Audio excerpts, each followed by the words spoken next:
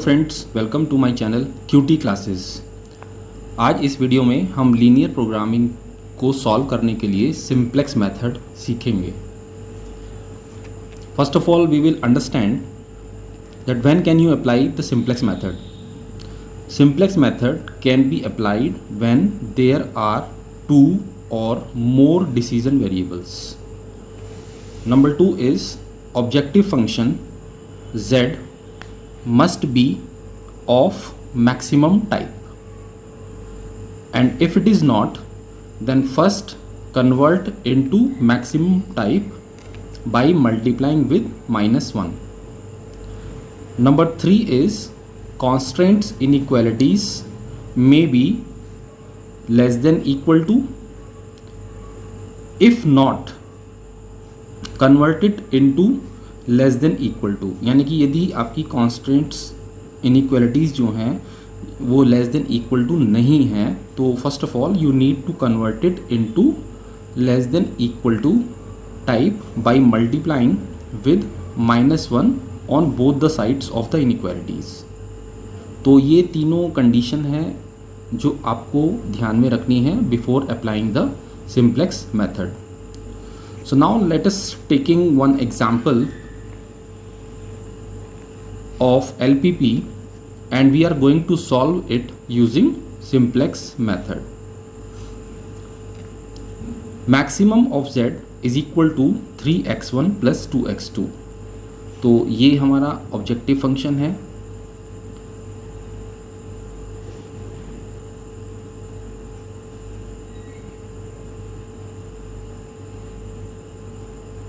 Right, हमें z को maximum करना है विद द कॉन्स्टेंट्स। ये आपको कुछ कॉन्स्टेंट्स गिवन है, x1 plus x2 less than equal to 4 and x1 minus x2 less than equal to 2। Right, now we are moving ahead for its solution. So first of all we will write the objective maximum of z is equal to 3x1 plus 2x2। इस तरीके से हमने objective लिख लिया है। अब देखिए सबसे पहले हम क्या करेंगे, ये जो इनइक्वालिटीज़ आपको गिवन है इसको हम इक्वेशन की फॉर्म में कन्वर्ट करेंगे। But now we have to induce some slack variables to make this inequality as equality. Right, तो देखिए कैसे करते हैं हम। यहाँ पे हम फर्स्ट इनइक्वालिटी को लिख रहे हैं x1 plus x2 plus s1 is equal to 4। हमने इस इनइक्वालिटी को इक्वालिटी में कन्वर्ट कर लिया है। इसके लिए हमने इसमें एक वेरिएबल को इंट्रोड्यूस कर दिया है और इस वेरिएबल को हम बोलते हैं slack variable. Likewise second constant को भी हम इक्वेशन फॉर्म में कन्वर्ट कर लेते हैं। सो x1 minus x2 plus s2, क्योंकि यहाँ पर हमारा s1 आ चुका है तो हम यहाँ पर s2 एक स्लैक वेरिएबल को इंट्रोड्यूस करेंगे। Now it is equal and 2। So now just for the sake of symmetry करने के लिए हम हर इक्वेशन में हर वेरिएबल को इंट्रोड्यूस कर देंगे। लाइक इसमें s2 नहीं है तो हम इसमें s2 को डाल देंगे विद 0 कोएफिशिएंट, एंड सिमिलरली इसमें s1 नहीं है तो हम इसमें s1 को इंट्रोड्यूस कर देंगे with 0 coefficient. And also we have to mention these two slack variables in the objective function also with 0 coefficients. So plus 0 s1 and 0 s2। So इस तरीके से हमारे ये इक्वेशंस बन चुके हैं। Now what we have to do, suppose if we put x1 and x2 0 in these two equations, so what you will get? You will get s1 is equal to 4 and similarly from here s2 is equal to 2। तो ये जो दोनों हैं ये आपके initial basic solution है। Right, ये क्या है? Initial solution, initial basic solution. Now we are moving ahead for iteration table. अब हमें आइट्रेशन टेबल क्रिएट करनी होगी। देखिए ये आइट्रेशन टेबल का फॉर्मेट है, इस तरीके से आपको आइट्रेशन टेबल क्रिएट करनी है। तो ये है आपकी iteration table.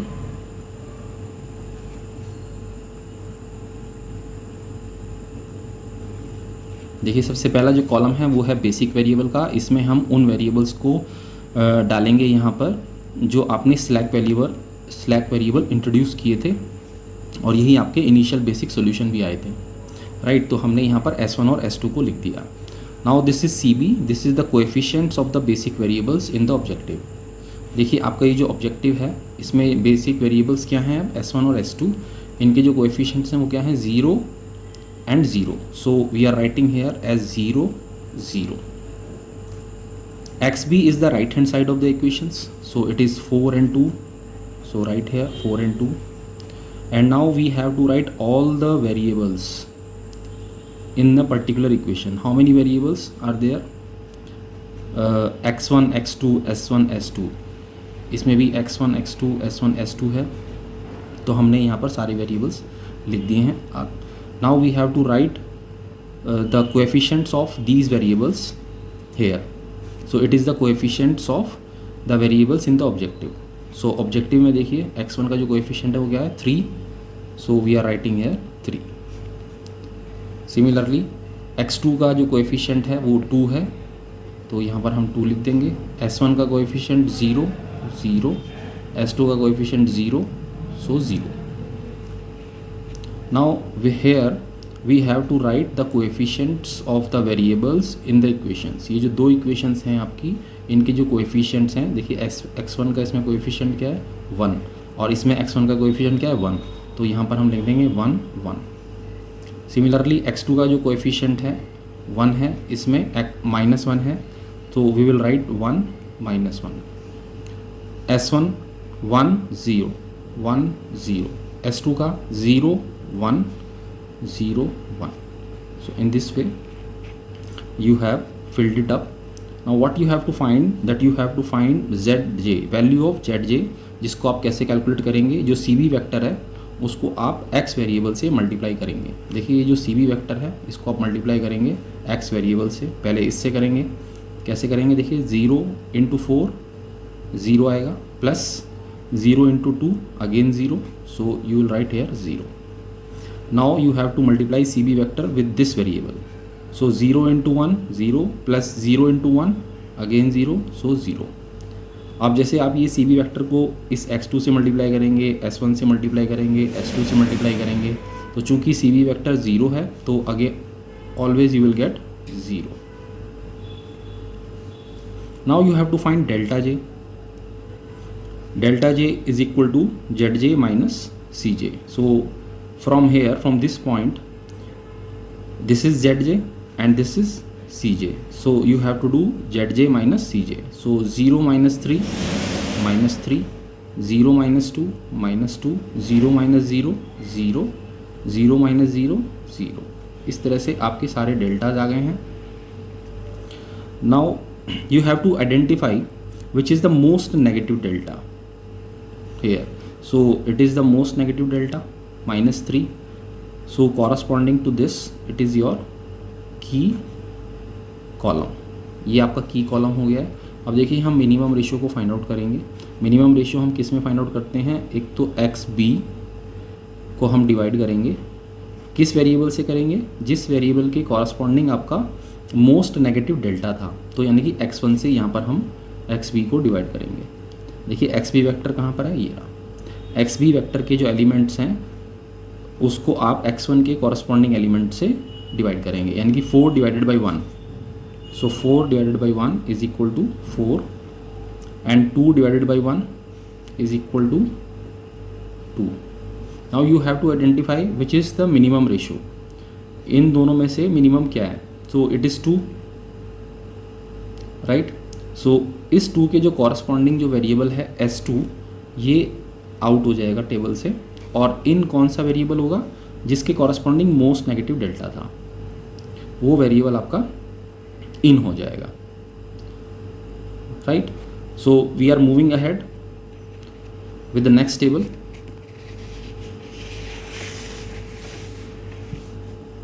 So I have formulated this.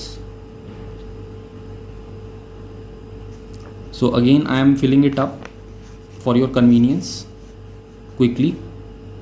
So it is 0 0 4 2 0 0 0 0 0 and 3 2 0 0. Here it was 1 1 1 minus 1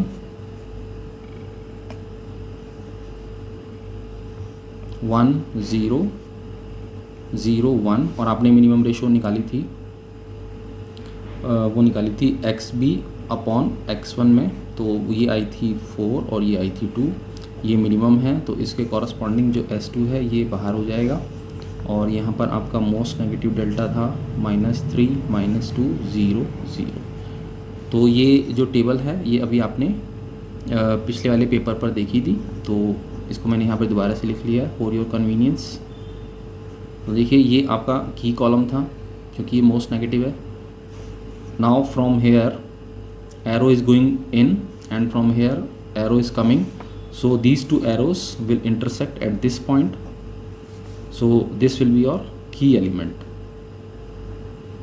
ये आपका की एलिमेंट हो जाएगा. अब देखिए हमें क्या करना है कि ये जो बेसिक वेरिएबल वाला कॉलम है यहाँ पर तो S1 ही रहेगा एज इट इज़. ये जो S2 है ये आउट हो चुका है, अब इसकी जगह पे कौन सा वेरिएबल आ जाएगा x1, so it is x1. Right, now we have to write its coefficient. अब देखिए S1 का जो कोएफिशिएंट है ऑब्जेक्टिव में वो था हमारा 0 और x1 का जो कोएफिशिएंट है ऑब्जेक्टिव फंक्शन में वो है हमारा 3.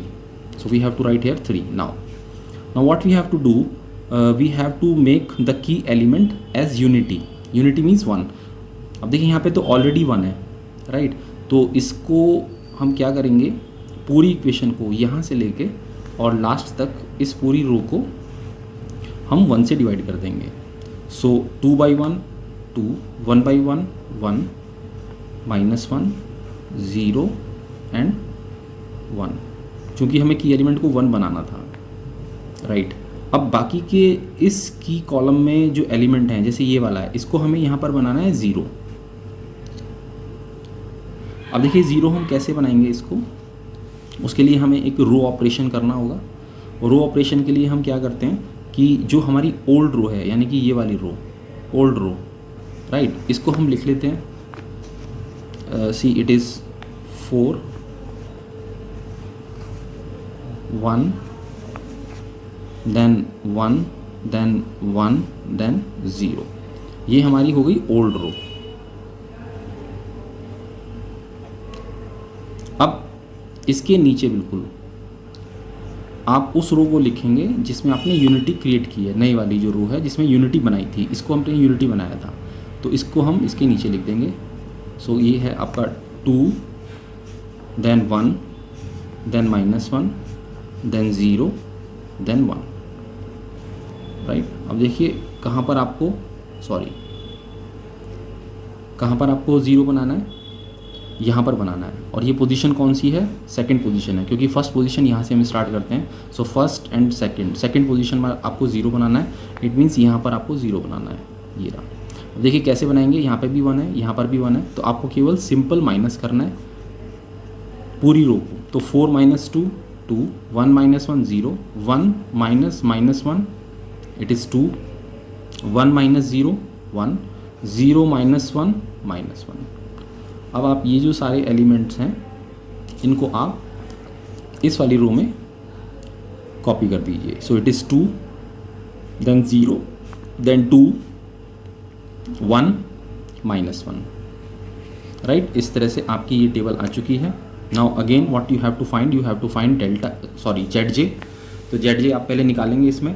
तो 0 × 2 CV वेक्टर को आप x से मल्टीप्लाई करेंगे, तो 0 × 2 0 हो गया, प्लस 3 × 2 6, तो यहाँ पे 6 आ गया.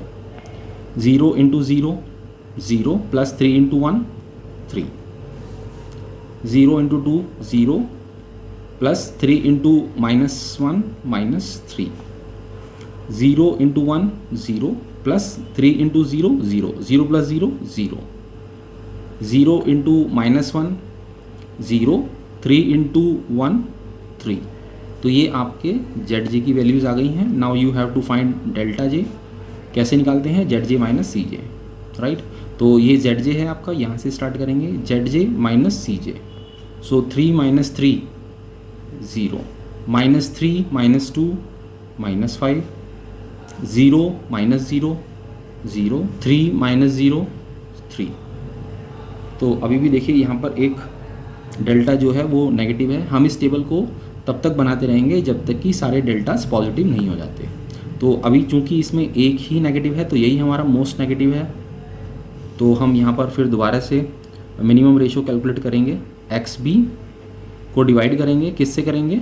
मोस्ट नेगेटिव डेल्टा के जो कॉरस्पॉन्डिंग वेरिएबल है यानी कि x2 से. तो इसको आप x2 से डिवाइड करेंगे. देखिए ये आपका एक्स बी वेक्टर है, इसको आप x2 से डिवाइड करेंगे इसके एलिमेंट से. सो 2/2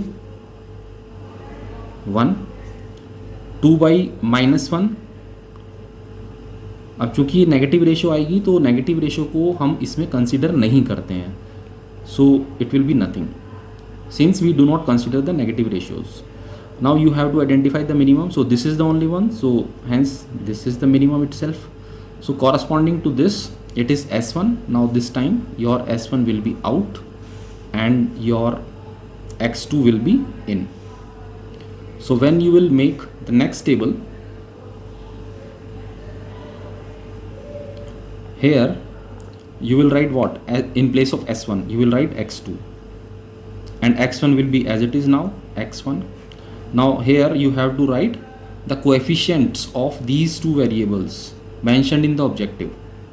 So objective में आप देखिए जो x2 का जो कोएफिशिएंट है वो है 2 और x1 का जो कोएफिशिएंट है वो 3 है, तो 3 लिख दिया हमने.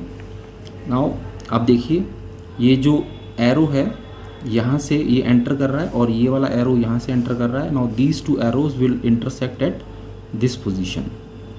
So this will be your की एलिमेंट. ये आपका की एलिमेंट हो गया. अब जब आप नेक्स्ट टेबल बनाएंगे यहाँ पर आपको इस की एलिमेंट को क्या बनाना है? यूनिटी यानी कि 1. इसको 1 बनाना है. तो उसके लिए क्या करेंगे? आप इस पूरी रो को यहाँ से लेके और लास्ट तक आप इसको 2 से डिवाइड कर देंगे. सो देखिए 2/2 1, 0/2 0, 2/2 1, 1/2 1/2, -1/2 -1/2. अब इस कॉलम में बाकी के जो एलिमेंट्स होते हैं, देखिए इसको तो आपने 1 बना दिया. अब ये एक और एलिमेंट बचा हुआ है इस कॉलम में, इसको आप क्या बनाएंगे? 0 बनाएंगे. तो यहाँ पर आप इसको 0 बनाएंगे, राइट. और बनाने का तरीका वही है. पहले आप क्या करेंगे? ओल्ड रो यानी कि इस वाली रो को, ये ओल्ड रो है हमारी, इस वाली रो को आप लिख लेंगे रफ में अपने. देखिए हम यहाँ पर कर रहे हैं 2 1 -1 0 एंड 1. ये आपने ओल्ड रो लिख ली. अब इसके बिल्कुल ठीक नीचे आप वो वाली रो लिखेंगे जिसमें आपने यूनिटी बनाया था. यूनिटी यहाँ से, राइट. इस वाली रो को आप इसके बिल्कुल नीचे लिख देंगे 1 0 1 1/2 एंड -1/2. इसको आपने इसके नीचे लिख दिया. अब देखिए ऑपरेशन क्या करना है. कौन सी पोजीशन थी वो? फर्स्ट, सेकंड, थर्ड पोजीशन थी जहाँ पे आपको 0 बनाना है. तो यहाँ पे आपको 0 बनाना है. तो इसके लिए क्या करना पड़ेगा? देखिए यहाँ पे -1 है, यहाँ पे +1 है. तो आप सिंपली इसको ऐड कर दीजिए. तो हम इस पूरी रो को जो जितने भी एलिमेंट्स हैं इन सारे एलिमेंट्स में ऐड कर देंगे. सो 2 + 1 3, 1 + 0 1, -1 + 1 0, 0 + half half, 1 - half again half, right. So put all these elements, इन सभी एलिमेंट्स को आप यहाँ पर पेस्ट कर दीजिए. So it is 3 1 0 half. यहाँ पर हाफ लिखिए, यहाँ पर भी हाफ है, यहाँ पर भी हाफ आएगा, right. So now again you have to find Z J. तो जेड जे हम कैसे फाइंड आउट करेंगे? मल्टीप्लाई करेंगे सी बी वैक्टर को x से. तो ये सी बी वैक्टर है 2 × 1 2 + 3 × 3 9. सो 2 + 9 11. तो ये आ गया आपका 11. Now C B vector and this is x. So 2 × 0 0 + 3 × 1 3. So 0 plus 3 3, 2 into 1 2 plus 3 into 0 0, so 2 plus 0 2, 2 into 1 by 2 1 plus 3 into 1 by 2 3 by 2, so 1 plus 3 by 2 ये आ जाएगा आपका 5 बाई 2.